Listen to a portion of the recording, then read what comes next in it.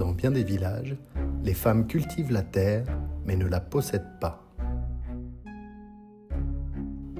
Elles sèment, nourrissent, transmettent, sans jamais signer.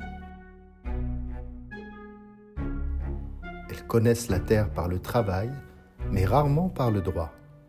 Et quand vient le moment de prouver ce qu'elles ont bâti, leur nom ne figure nulle part.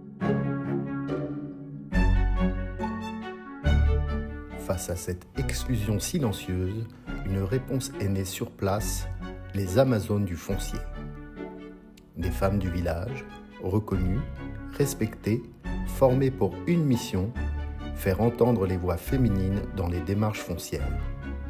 Pas avec des slogans, mais avec de l'écoute, de l'action et de la solidarité. On n'est pas venu pour imposer, on est là pour accompagner. Si une femme hésite, on marche avec elle jusqu'au bout.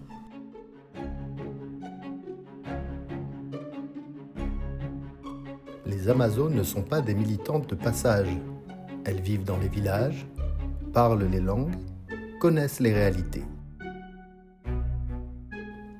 Elles vont de cours en cours, elles mobilisent, elles expliquent.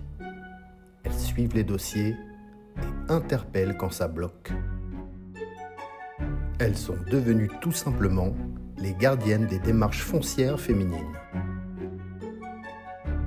Le modèle est simple, peu coûteux, reproductible. Des femmes locales, un téléphone d'alerte, des réunions régulières. Pas besoin de grandes infrastructures, juste de la méthode, de la confiance et une vraie volonté d'inclure. Grâce aux Amazones, des centaines de femmes ont franchi le pas. Des contrats ont été signés, des certificats demandés, mais surtout, une confiance nouvelle est née. Car quand les femmes s'informent, s'entraident, s'expriment, la terre devient un terrain d'égalité. Je ne savais pas que je pouvais avoir un contrat. C'est une Amazone qui m'a expliqué, qui m'a emmenée à le faire. Aujourd'hui, j'ai mes papiers. Les Amazones du foncier, quand les femmes s'impliquent, c'est tout le village qui grandit.